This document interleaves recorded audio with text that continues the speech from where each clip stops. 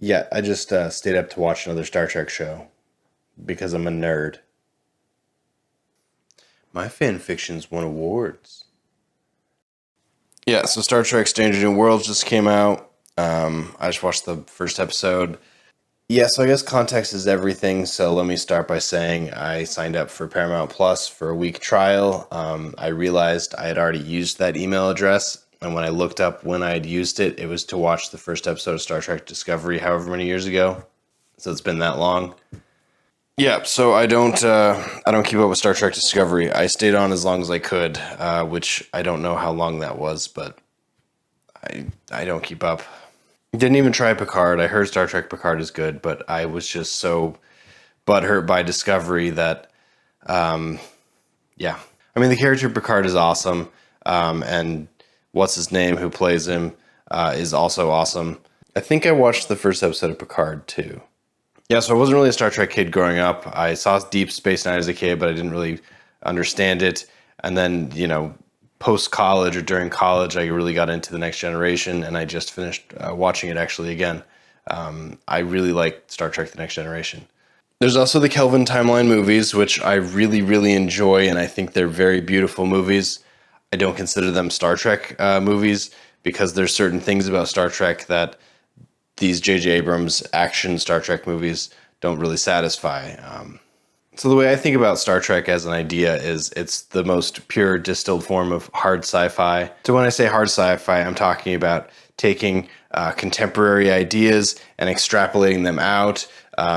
Future technology, futurist ways of thinking, all these speculative speculation stuff. But really, what I think sci-fi does the best, and especially hard sci-fi, is shine a light on the flaws of contemporary society, the society we live in. That's what all the sci-fi writers are talking about. That's what all the shows up until a certain point had been talking about is, recognizing that the society we live in, the world that we take place in, is a moment in time and it's not perfect. And it's reflected in a better, different, or sometimes worse futuristic version that is being demonstrated in hard sci-fi. Hard sci-fi pulls the thread of an idea all the way until you run out of yarn, basically. And usually that results in recognizing that there's just major human flaws in the way our society works, the way things work in general, and opportunities to fix them, opportunities to change course, opportunities to be honest about some real ungreat stuff that people do to other people. The other big thing about Star Trek is it's an ensemble, it's a group, it's about a society, it's about a group of people with a similar goal or like-minded goal, the crew, the Federation, the Empire, whatever you want to call it, these people trying to, live their lives to the fullest. And a lot of times in a situation where you don't have to worry about money or starvation or just all the things that our society struggles with on a moment-to-moment basis. Again, I don't think the J.J. Abrams movies are very faithful to that, but I appreciate them for what they are. I consider them in the logic of the Kelvin timeline. They're their own sort of timeline and universe that doesn't necessarily impact more canonical stuff that I would say the original Star Trek, Deep Space Nine, Next Generation, Voyager. I think I'm missing another one, but I can't think of the name of it. And so, no, I don't think Star Trek Discovery really quite well fits in with any of this kind of line of thinking. It's a different direction of a storytelling device and a show format, but I just don't think Discovery is very faithful to the intention and sort of what Star Trek did so well. But I respect it for what it is. It's just not for me. And again, I can't really speak to Star Trek Picard because I just haven't watched much of it. And to Strange New Worlds, it looks very pretty. It looks a lot more like the J.J. Abrams Star Treks than it does sort of anything else, which is a choice. Sure, I would almost argue it's boring since we already know what everything looks like. It kind of looks like if the original series was shot in 4K with proper graphics instead of just, spaceships on twine across a green screen kind of thing. So the story follows the crew of the Enterprise, captained by Christopher Pike, who was the predecessor to Captain Kirk. In the original series, the very first episode, it was actually Pike not Kirk. But between piloting and the show going to air, the actor playing Pike got in like a salary dispute with the show or with the production. And so he got fired, and they brought in William Shatner for episode 2. And so the show became William Shatner's, Star Trek. But there was a different guy playing an older captain who was a completely different personality in Christopher Pike. And so they're sort of bouncing off of that. So I guess the logic of this new show is it takes place before Kirk really became captain, but sort of in a time where Kirk is eventually going to take the mantle of captain as Pike retires or moves on or something. I'm very unclear about Captain Pike's age in this story because you see him at the beginning and he's grizzled and he has this beard, and it talks about he has like PTSD from something it gets explained later, kind of. But he seems really, really old, and I think it's mostly his gray hair. But even when he shaves the salt and pepper beard and he's back in the captain's chair, looking like a young man in a captain's chair, he still looks really, really old. And I think part of that is the rest of his crew looks really, really young. So I guess let's talk about casting. Progress, representation, people of color, people of differing sexualities. Yes, you go around the bridge. You are going to see, white, straight, cis Captain Pike sitting in the middle, which I think is a missed opportunity. But, everybody else seems to be younger, gayer, and browner than definitely what the 1960s version of it is, but also just kind of what the vision of Star Trek has been traditionally, just because it's been pretty white. I'm just hung up on the why of the Captain Pike of it all. There's Pike, there's Spock is a science officer, I think, so he's not a number one guy yet. That is taken up by I believe the Voyager person. I forget where that actress is coming from, but she sort of tries to contextualize it, and I just got confused. I think that actress was also on Star Trek Discovery, and so that's the tie-in, because obviously the shows have to tie into each other now. We got a very young cadet Uhura who's on the bridge and who's just excited to be there. At the end of the episode, Captain Kirk shows up with a really bad mustache. I guess he's not a captain. I guess he's a cadet Kirk or something. I don't know. So the first episode does a lot of things that I don't totally agree with, but it does do one thing that it got me engaged. It got me feeling like, oh my God, maybe this actually could be a Star Trek story that is actually named Star Trek, which hasn't happened in a while now. And that's that the Enterprise, and specifically Captain Pike, is sent to investigate / negotiate something happening on a different planet. And sort of the premise is this planet is an up and comer, and the number one rule or whatever, I forget how they call it. I think they call it the Prime Directive at the end, and they joke that it's not going to stick, which I'm like, was that really a reference worthwhile? But basically, this planet that's not advanced enough to have warp capability has warp drive, and so it's sort of a detective story of how they figured out how to get to warp drive, but also there's a missing Star Trek or Federation ship. And so they have to find number one, basically, the Pike's number one, took her own ship, I guess, on her own, an entire starship to this planet to go investigate something. And then she went missing, and then she became very conveniently found by Captain Pike and Spock and the other girl whose name I'm never going to figure out, but she's currently number one. But I think she's also tactical or weapons or something, whatever Worf's job was.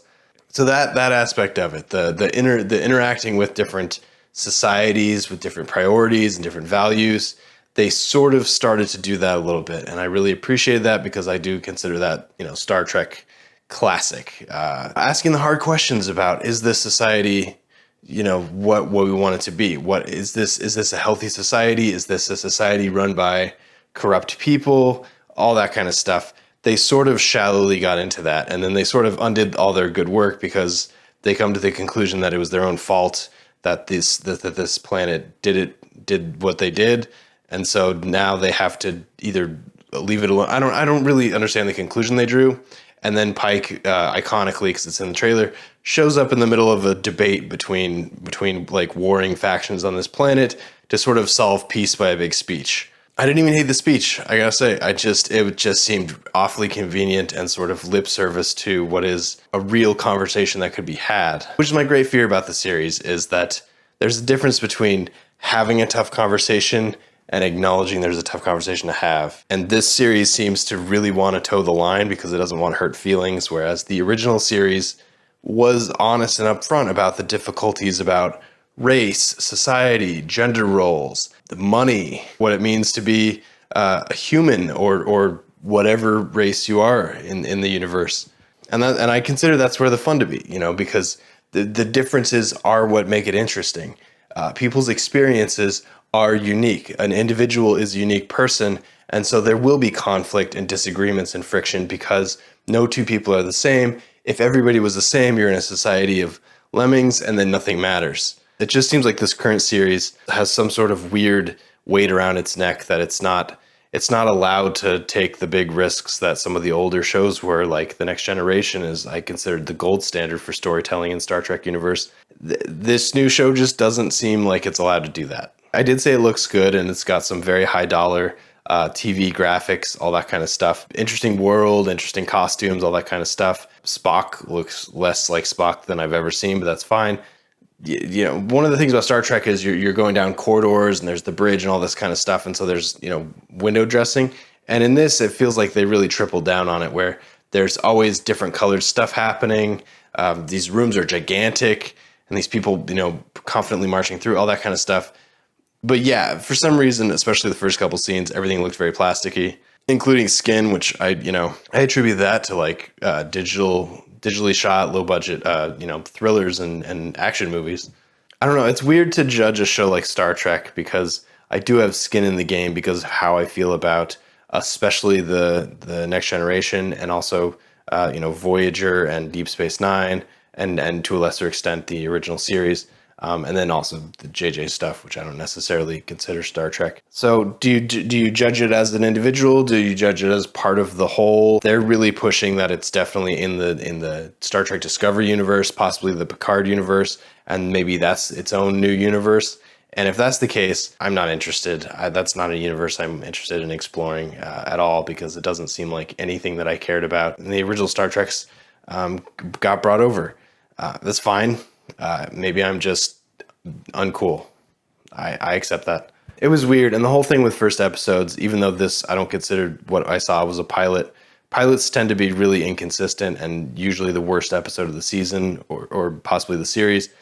This wasn't a pilot, but it did seem like it's still trying to get its feet under it and contextualize stuff and sort of prove why it's unique and worthwhile and all that kind of stuff. It was very charming and smiling and little asides here. Uhura says a little aside here. So-and-so says a little aside there because they're cute. That whole thing.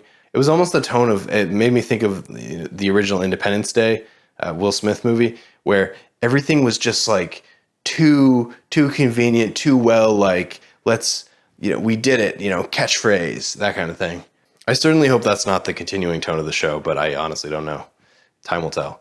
Did it meet my expectations? If anything, it exceeded them because my expectations were so low because I'm comparing it against Star Trek Discovery. Do I think it's as good as what good Star Trek is? Not in its current form. Maybe it has an opportunity to go that direction, but the way it is right now, I don't see that happening. But it did have an interesting story inside of all this, like, absolutely giant window dressing that just kept hammering your eyes and your face and your ears. The big score, the fact that the bridge is not like 3 colors, because that was always a Star Trek thing. The bridge is like 3 colors. This bridge is basically just watching fireworks at all times, which I think is probably detracting a little bit too confusing, but I understand the idea behind it. Yeah, I'm going to keep watching just to see if it changes, but in its current form, I'm just not confident. Was it worth staying up in the middle of the night for?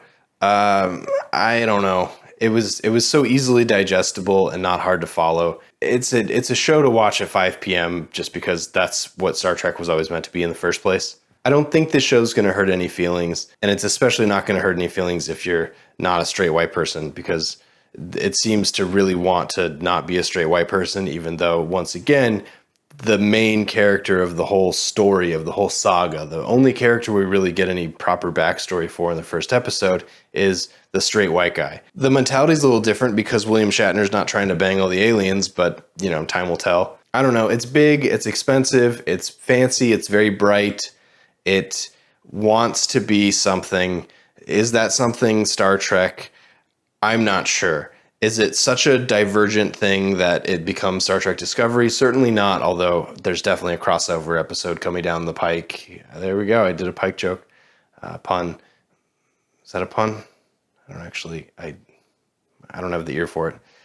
Yeah, so I assume if not in the first season, but probably when this inevitably gets another season, they will do a Star Trek Discovery crossover episode with this show. I don't know. This show just seems manufactured. You know how like you get that vibe where it doesn't seem authentic. It just doesn't seem like it's done with true believers, or I don't even know how to say it. It just doesn't. It's not a parody of itself. It just doesn't seem like. If anything, it's insecure about what it is. So maybe that'll change in further episodes. I will watch more episodes, but it just doesn't seem effortless in the way earlier shows like, again, The Next Generation or Deep Space Nine seemed to have no problem with being exactly what they were. This show seems like it's being pulled in a bunch of different directions, and I'm not sure if that helps it or if it actually is going to find a lane to actually live in. Crazy thing is, I want a big space opera. Like, I'm desperate for one. Lost in Space was kind of that a little bit. I tried to watch The Expanse. I couldn't sit through it. Yeah, that's it. You know, if you want to watch it, sure. If you're a Star Trek fan, you might as well give it a try. It seems way more broad appealing than just Star Trek fans, which I guess is always the criticism about Star Trek is it's too into its own self, and so it's really not like a regular person may not get engaged mentally. Yeah, that's what it is. What did you think? You know?